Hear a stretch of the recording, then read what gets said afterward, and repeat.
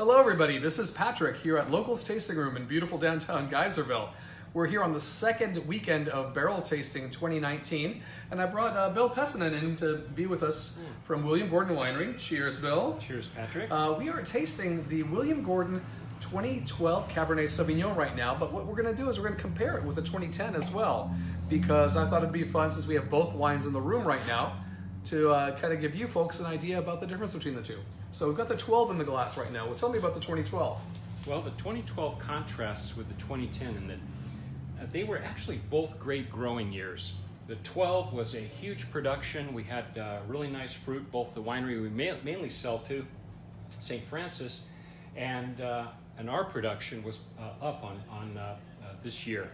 But the quality of the fruit was exceptional, so we're really happy with it. It's got great aging potential.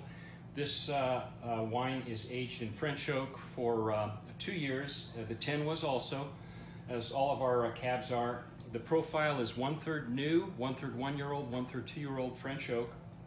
Best oak I can source through Nadalier Cooperage, and it's their Colbert selection. Real tight grain. It gives a nice enhancement to the wine and the profile.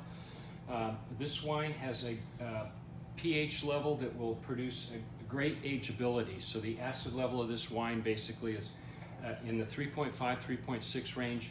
These wines will sell for a long time, both of them. And they're both showing great fruit right now. The 10 is exceptional. The 10 is a really rich wine, loving a great pairing with, say, prime rib, maybe a New York or ribeye steak. Also would be great with rack of lamb. Let's taste that 10 right now. Let's talk about what we're getting here on the nose and in the mouth, because it might be something that these folks are interested in. So for me, this is one of the most unique wines in the room right now.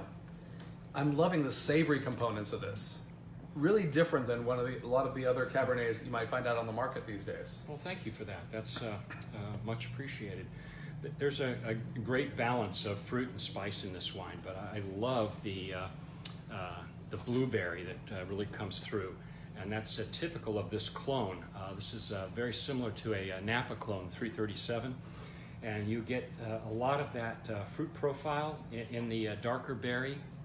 So you're getting this blueberry, blackberry, a cassis, and a nice little bit of spice. There's a little bit of toast and chocolate on the nose, as well as the back palate. Like a nice bittersweet cocoa.